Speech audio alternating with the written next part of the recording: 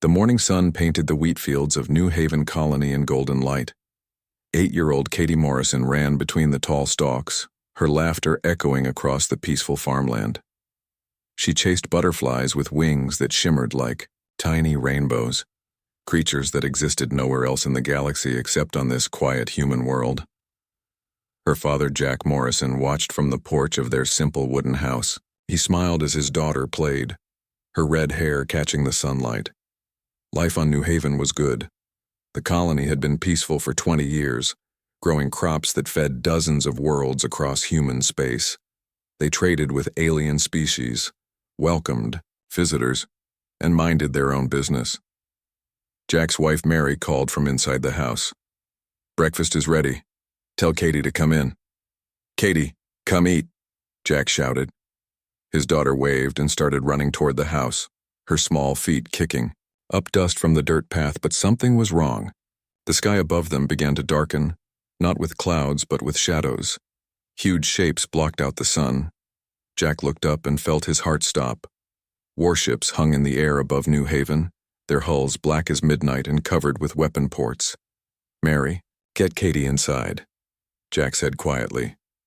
His voice was calm, but his hands shook. "Now."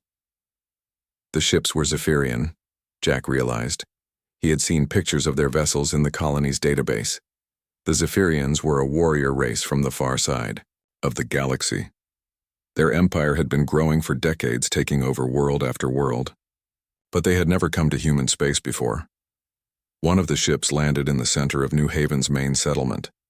Dust and smoke filled the air as its engines shut down. A ramp lowered from the ship's belly, and alien soldiers marched out in perfect lines. The Zephyrians stood 8 feet tall, with gray skin like stone and 4 arms each. They wore black armor that covered their entire bodies except for their faces.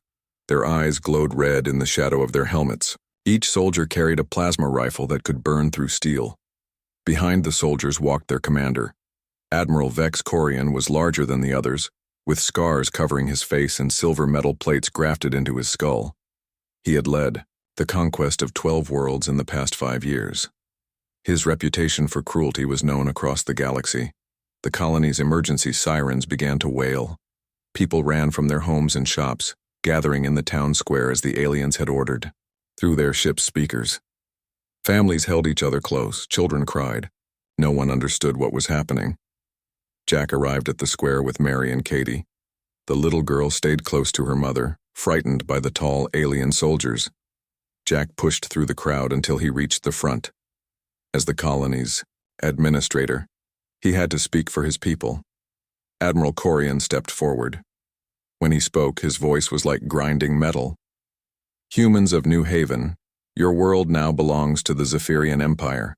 You will pay tribute. You will obey our laws. You will serve our needs." Jack stepped forward, his legs shaking but his voice steady. "Admiral, we are a peaceful colony. We have no military. We pose no threat to your empire. Can we discuss terms for coexistence?" The alien commander's red eyes fixed on Jack. "Terms? You think you can negotiate with the Zephyrian Empire? Your species is weak. You spread across the galaxy like a disease, taking worlds that could serve better races. We only want to live in peace," Jack said. "New Haven grows food. We can trade with your empire. We can be useful to you, alive and free." Admiral Corian laughed, a sound like breaking glass. "Useful? You will be useful as slaves.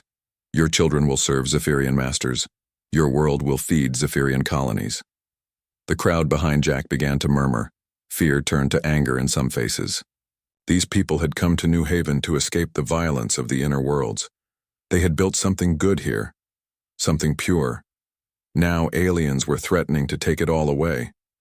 "We will not be slaves," said an old farmer named Pete Davis. "This is our world. We built it with our own hands." Admiral Corian's expression grew cold. "You will learn obedience through example." He turned to his soldiers. "Execute 10 of them.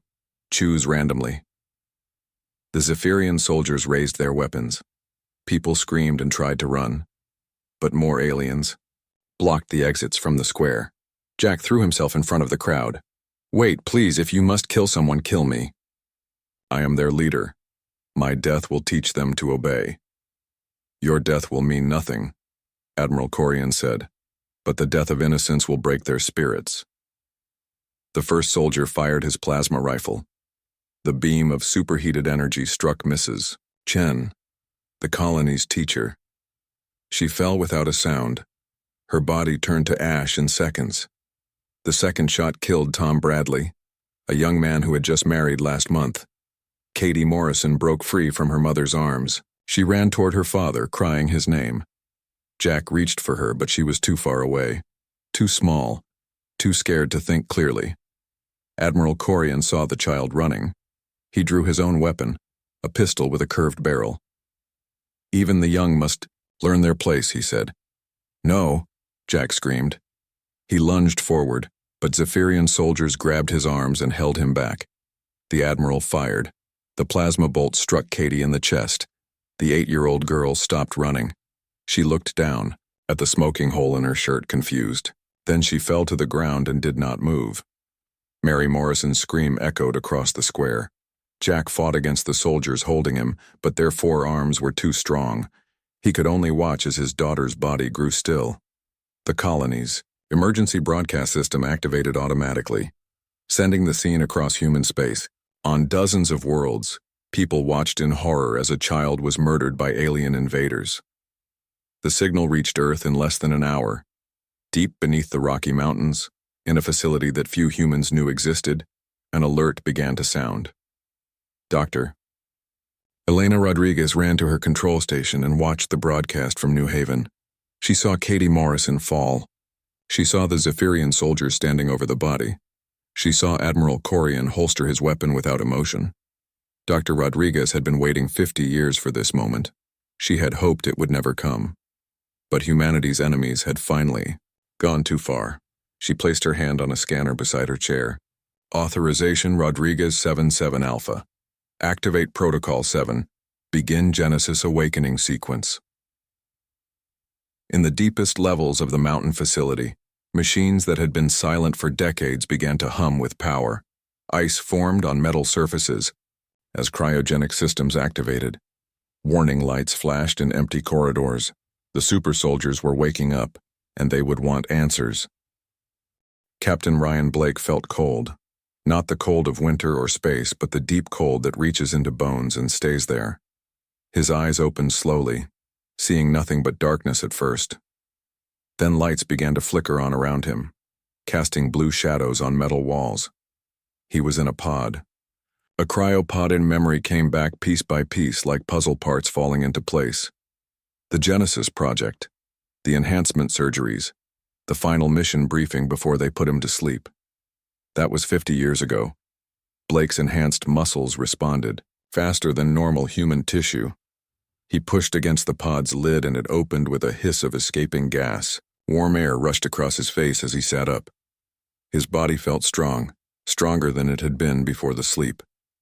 The genetic modifications had continued working, even while he was frozen. Welcome back, Captain Blake. Blake turned toward the voice. Dr. Elena Rodriguez stood beside his pod, but she looked much older than he remembered. Her black hair was now silver, and lines marked her face. 50 years had passed for her while he slept. Dr. Rodriguez, Blake said. His voice was rough from disuse. Why am I awake? What happened to the peace treaties? The peace ended today, she said. Watch this. A screen lowered from the ceiling. Video played showing a human colony, alien soldiers, and a little girl with red hair. Blake watched the child run toward her father. He watched the alien commander draw his weapon. He watched Katie Morrison fall. Blake's enhanced nervous system processed information faster than normal humans. In seconds, he analyzed the aliens' equipment, their formation, their tactics. The Zephyrians were disciplined but overconfident. They expected no real resistance from humans. They were wrong. How many survivors on New Haven? Blake asked. 300 out of 800 colonists, Dr. Rodriguez replied. The aliens are using them as forced labor.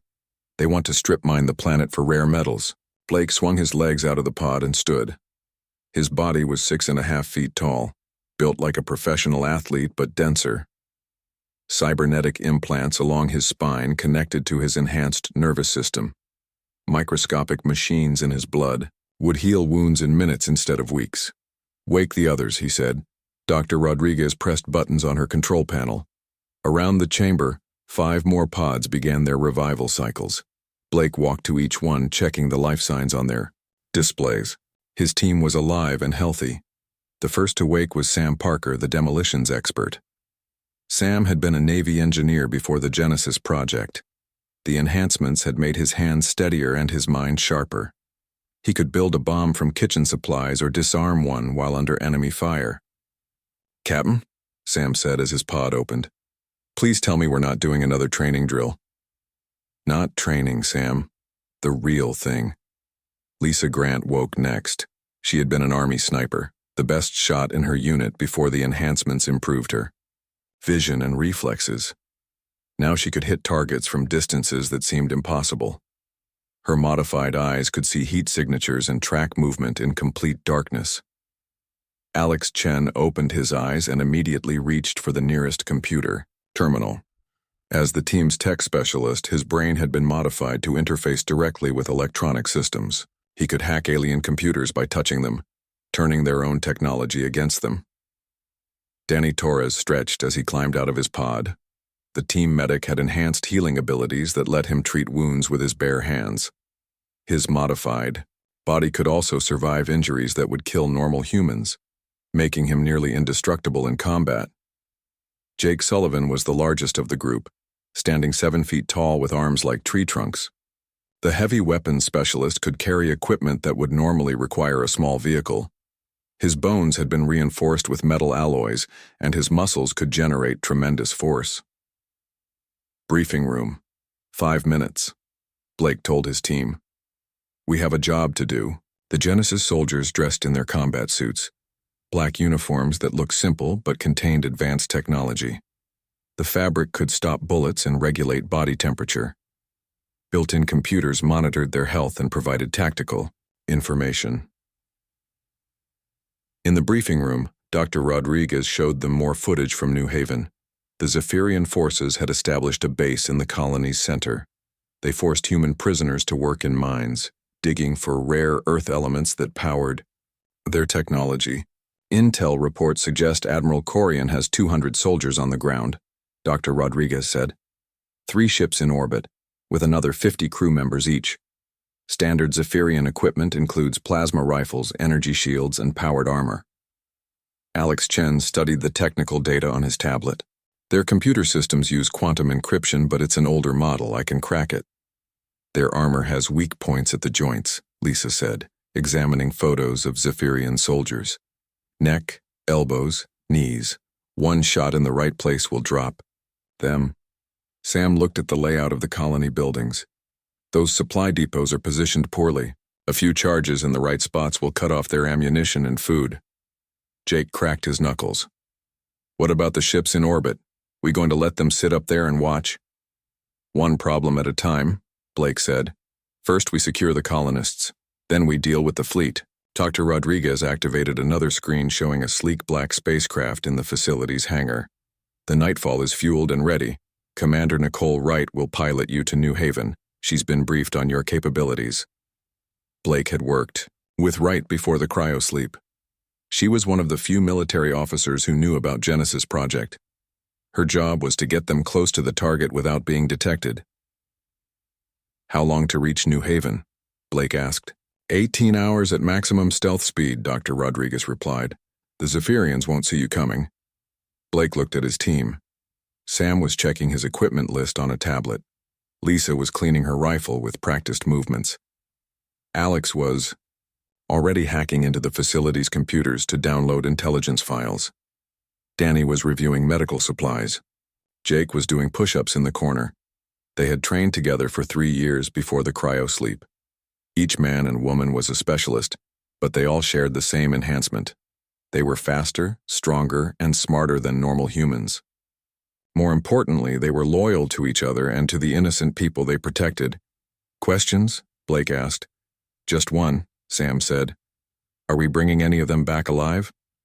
Blake thought about Katie Morrison's small body lying in the dust. He thought about her father's scream and her mother's tears. He thought about the alien admiral who had killed a child to make a point. The colonists come first, Blake said. Everything else is secondary. Copy that, Cap, Jake said with a grin. Time to remind the galaxy why they shouldn't mess with human kids. The Genesis soldiers left the briefing room and headed for the hangar. Behind them, Dr. Rodriguez watched the screens showing New Haven Colony. The aliens thought they had conquered another weak human world. They were about to learn how wrong they were.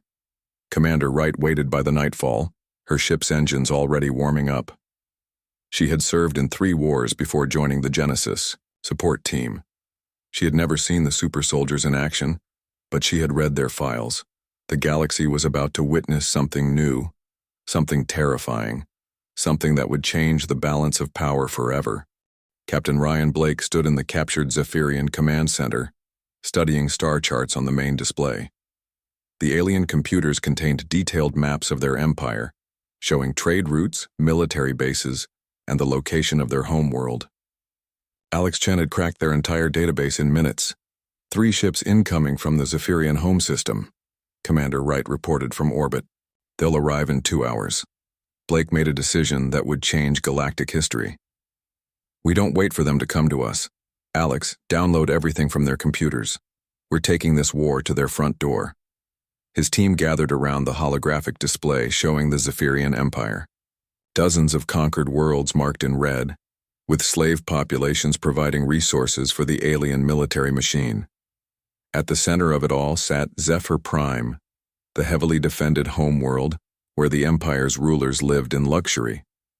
That's a lot of firepower protecting their home, Sam Parker observed, counting the defensive installations around the capital planet. They won't expect an attack there, Lisa Grant said. All their forces are spread out conquering new worlds. The home system will be weak. Jake Sullivan cracked his knuckles. How many aliens we talking about on the homeworld? Population records show 12 billion Zephyrians on the main planet, Alex reported. But most are civilians.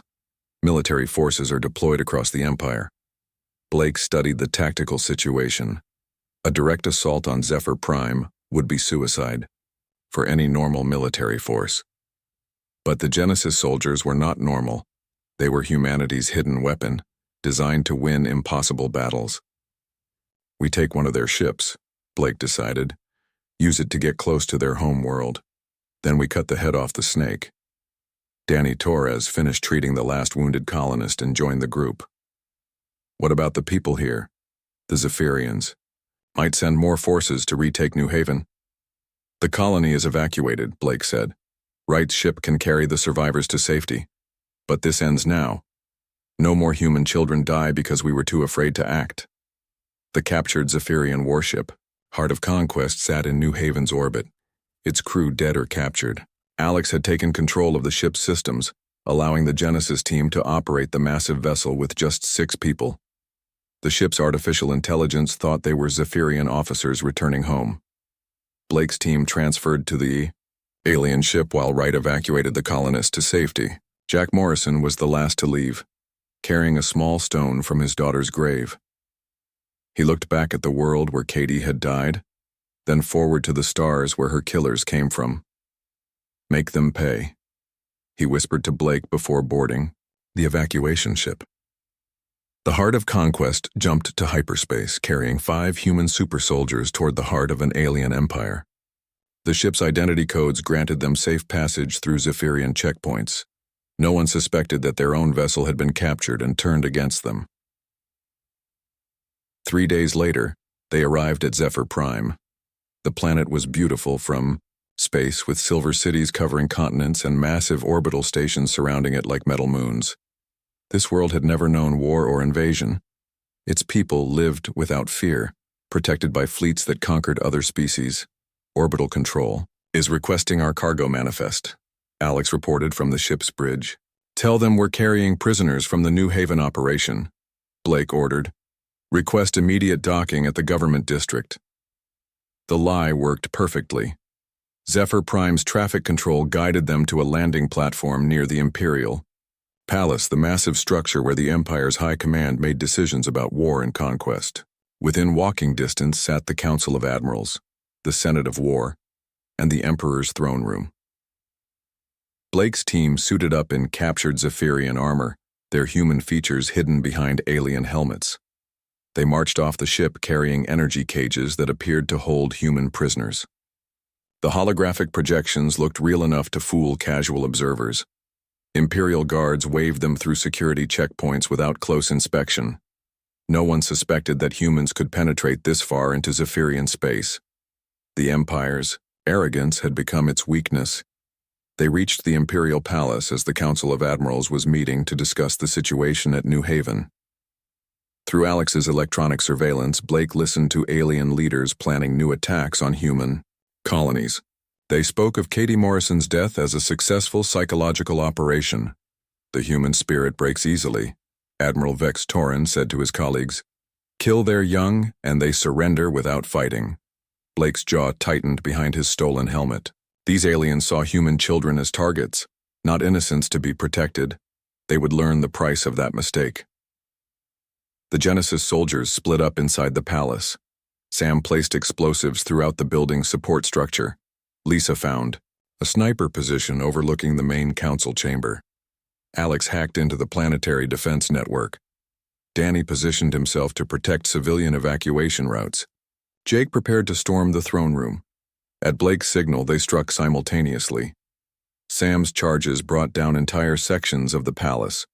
Government officials fled in panic as their symbol of power crumbled around them. Lisa's rifle eliminated key military leaders before they could organize a response. Alex crashed the orbital defense grid, leaving the planet helpless against attack. Blake confronted the Zephyrian Emperor in his private chamber.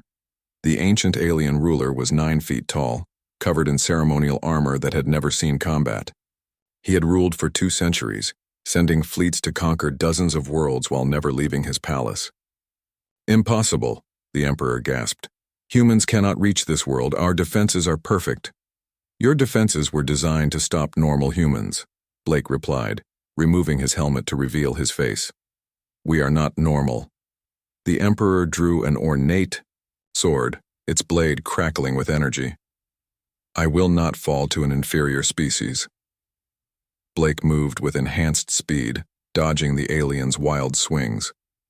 The Emperor was large and strong, but he had never fought a real battle. Blake was a weapon crafted by human science and determination. The fight ended quickly. Blake's combat knife found the gap between armor plates, piercing the Emperor's primary heart. The ruler of a galactic empire fell to his knees, then collapsed onto his throne room floor. This is for every human child you killed, Blake said, quietly. Across the planet, news of the Emperor's death spread like wildfire. Subject species that had been enslaved for generations rose in rebellion. The Zephyrian military, leaderless and confused, began fighting among themselves. The Genesis team escaped and captured fighters as Zephyr Prime descended into chaos. Behind them, the greatest military empire in the galaxy began tearing itself apart. Without central leadership, individual admirals declared themselves rulers and started civil wars. Blake's team returned to Earth aboard the Nightfall, their mission complete. The Zephyrian threat was ended, but the galaxy now knew that humans possessed capabilities far beyond their peaceful reputation. Dr. Rodriguez greeted them at the Genesis facility. The alien fleets are withdrawing from human space. Every world they conquered is declaring independence. The Empire is finished. Blake looked at his team, exhausted but victorious. They had done what they were created to do: protect humanity when diplomacy failed. But their work was not finished. Other threats would emerge. Other enemies would test human resolve. Stand down to alert status, Blake ordered. Keep the cryopods ready. Something tells me we'll be needed again. 6 months later, Jack Morrison stood in a rebuilt school on New Haven Colony. Children played in the courtyard where his daughter had died, their laughter filling the air with hope. A small memorial stone marked the spot where Katie Morrison fell, engraved with simple words: She mattered.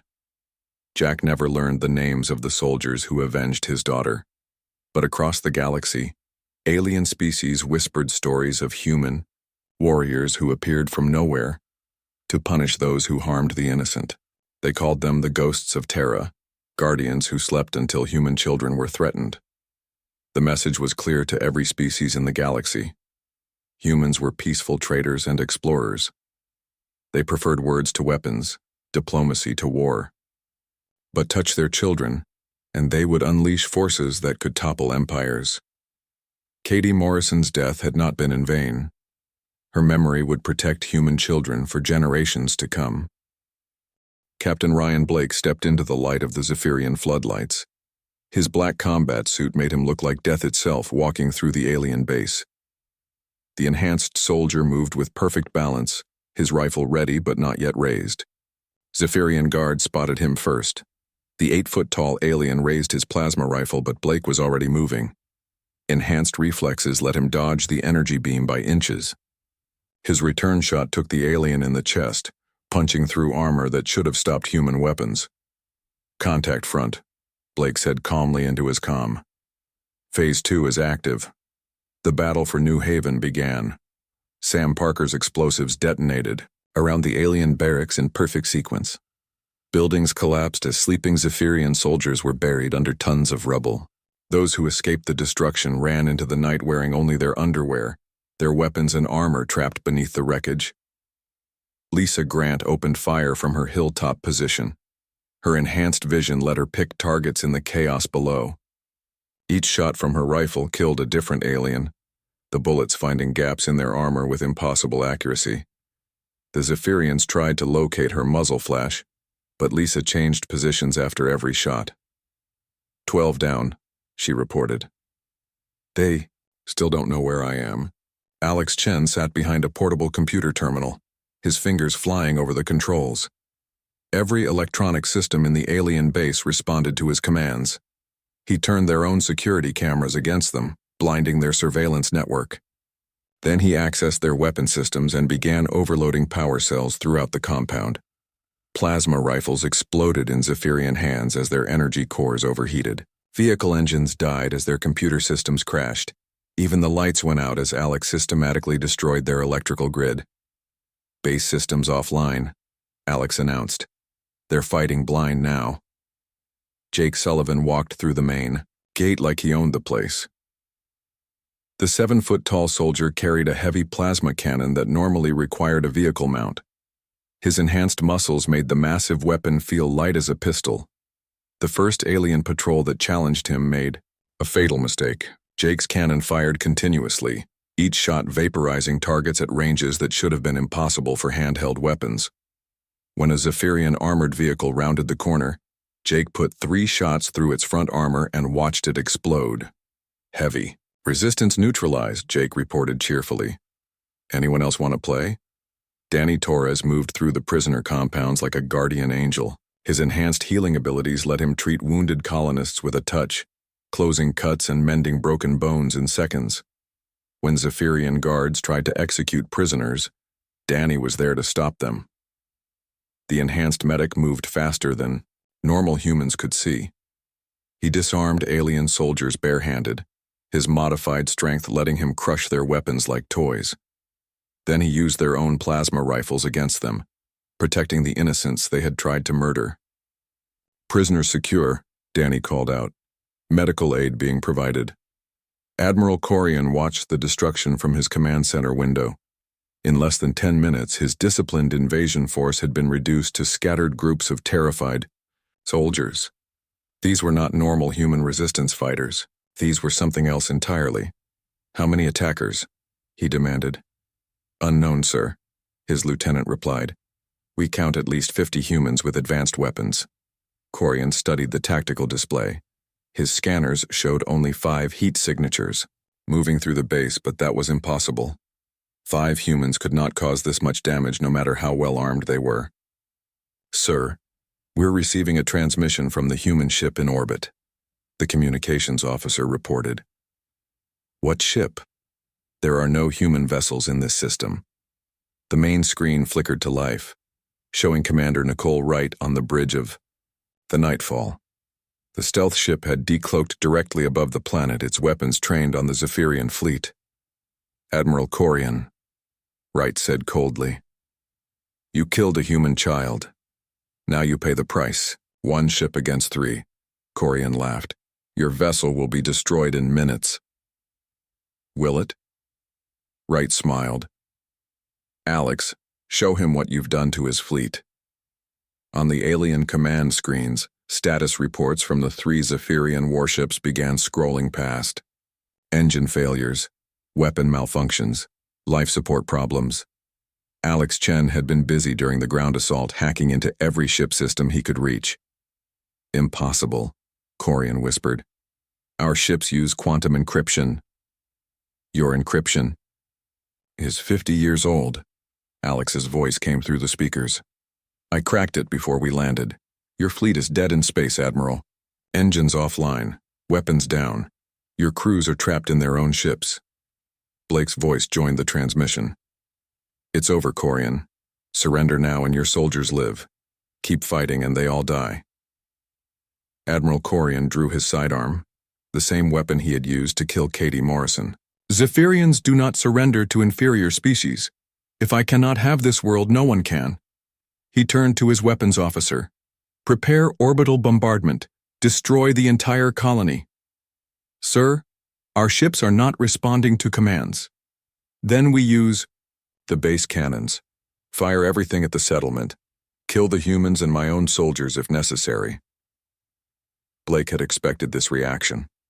The Genesis soldier was already moving toward the command center, his enhanced speed carrying him through corridors filled with alien troops. Plasma bolts missed him by millimeters as he dodged and weaved through enemy fire. The main door to the command center was 6 inches of reinforced metal. Blake placed a shaped charge against the lock and stepped back. The explosion blew the door inward, revealing Admiral Corian and his remaining officers. You, Corian snarled, recognizing the human who had appeared on his screens. What are you? Blake stepped through the smoke, his rifle aimed at the alien commander's chest. I'm what happens when you kill human children. The 2 beings faced each other in the ruined command center. Corian was 8 feet tall, 4-armed, and covered in natural armor. Blake was smaller, but moved with the fluid grace of a predator. His enhanced physiology made him faster and stronger than any normal human. Your species are cowards and weaklings, Corian spat. You hide behind machines instead of fighting with honor. Honor? Blake's voice was ice cold. You murdered an 8-year-old girl. You turned farmers into slaves. You want to see what humans do when you threaten our children? Blake moved. Enhanced reflexes let him cross the room before Corian could aim his weapon. The alien fired wildly, his shots missing as Blake ducked and rolled. Then the Genesis soldier was inside the alien's reach, his rifle pressed against Corian's chest. This is for Katie Morrison, Blake said. The plasma bolt burned through Corian's armor and into his heart.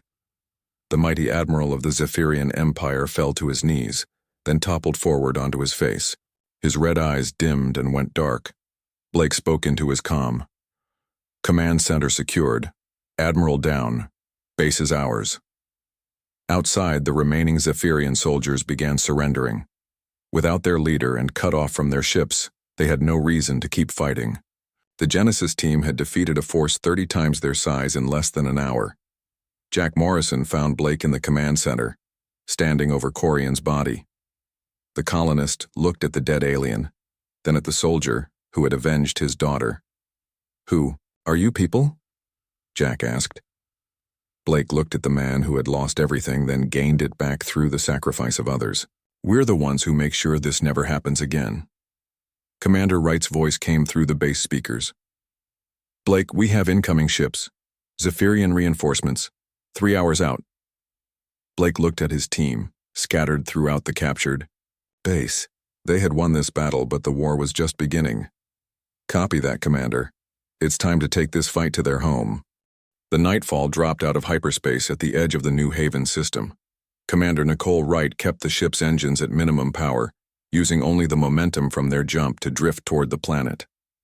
The stealth coating on the hull absorbed radar signals and bent light around the vessel, making it invisible to enemy sensors.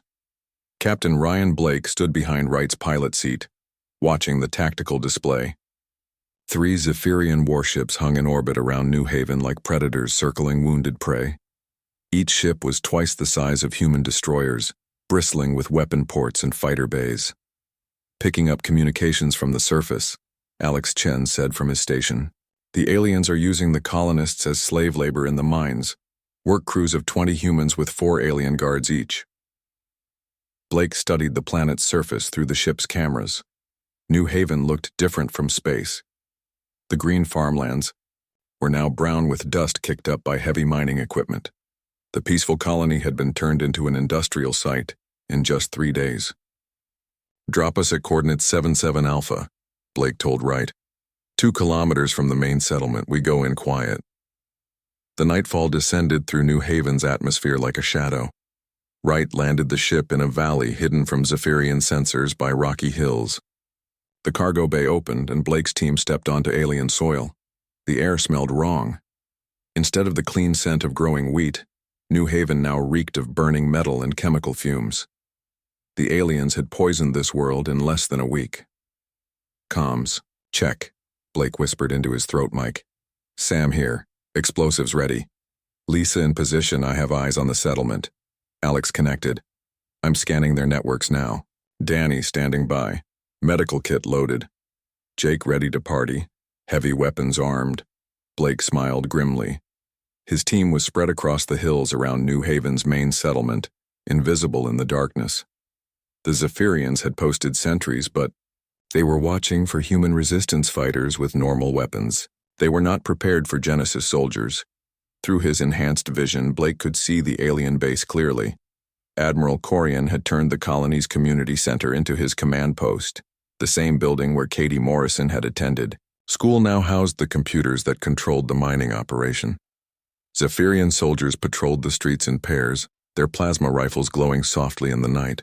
They wore full armor but moved carelessly, confident that the conquered humans posed no threat. Their overconfidence would be their downfall. Alex, what do you have on their communications? Blake asked. Standard military encryption, but it's old tech. I'm already inside their network. They have 150 soldiers on the ground, 50 more in the ships above. The Admiral is planning to execute more colonists tomorrow as motivation for the work crews. Blake's jaw tightened. More innocent people would die unless his team acted fast. Sam, I need you to hit their supply depot. Make it look like an accident. Copy that, Cap. 1 mystery explosion coming up. Sam Parker crept through the shadows toward the alien supply building. His enhanced muscles let him move silently despite carrying 50 pounds of demolition equipment. He studied the structure through his tactical visor, identifying the best placement for his charges. The Zephyrians had stored ammunition, food, and fuel in the same building. Poor planning on their part, but perfect for Sam's purposes. He placed 4 small explosive devices at critical support points, then retreated to safe distance. The explosion lit up the night sky. Alien soldiers rushed from their barracks as flames reached toward the stars. Secondary explosions followed as ammunition cooked off in the heat. Within minutes, half the base's supplies were destroyed. What happened? Admiral Corian's voice crackled over the alien radio network. Unknown explosion at Supply Depot 7, came the reply. Investigating possible equipment malfunction. Blake smiled. The aliens still thought this was an accident. Lisa, your turn. Take out the sentries on the north wall. Lisa Grant lay motionless on a hilltop 800 meters from the settlement. Her modified eyes could see heat signatures through her rifle scope, picking out individual aliens even in complete darkness. She controlled her breathing, slowing her enhanced heart rate until she was perfectly steady. The first shot took a Zephyrian, guard in the neck, dropping him instantly. The alien's partner looked around in confusion, not understanding where the attack had come from. The second shot ended his confusion permanently. 2 down, Lisa whispered. No alarm raised. Blake checked his chronometer. The aliens would discover the missing guards during their next patrol check in 20 minutes. That gave his team a narrow window to continue their ghost attacks. Alex, can you access their equipment remotely? Already working on it, Alex replied. His fingers danced over his portable computer interface. Their mining robots are connected to the main network. I can turn them against the guards. In the mining pits, Massive robotic excavators suddenly changed direction. Instead of digging, they began chasing Zephyrian overseers. The aliens scrambled to shut down the machines, but Alex had locked them out of their own control systems. 3 more alien soldiers died, crushed by the very robots they had been using to terrorize human prisoners. The mining operation ground to a halt as the remaining guards tried to restore control. Mechanical failures spreading across the base, Jake reported from his position. The aliens are running around like scared bugs. Admiral Corian's voice became sharp with anger over the radio. These are not accidents. Someone is sabotaging our operation. Find them. But the Zephyrians had no idea what they were looking for. They swept the area with searchlights and sent out patrols, but the Genesis soldiers moved like ghosts through the night. Their enhanced abilities let them stay invisible, even when aliens passed within meters of their positions. Danny Torres slipped into the prisoner barracks while the guards were distracted. He found Jack Morrison sitting on a thin mattress holding his wife Mary as she cried. The man who had lost his daughter looked up as Danny appeared. "Who are you?" Jack whispered. "A friend," Danny replied. "We're here to get you out. When the shooting starts, keep everyone low and follow my signals." Before Jack could ask more questions, Danny disappeared back into the shadows. The medic moved from building to building, quietly informing the human prisoners that rescue was coming. He left small medical kits with the injured, using his enhanced healing touch to ease their pain. The Zephyrians were getting nervous. Equipment failures, missing guards, and malfunctioning robots had turned their secure base into a nightmare. Admiral Corian ordered doubled patrols and increased security around the command center. "Sir, we've lost contact with perimeter posts 3 and 7, reported a lieutenant.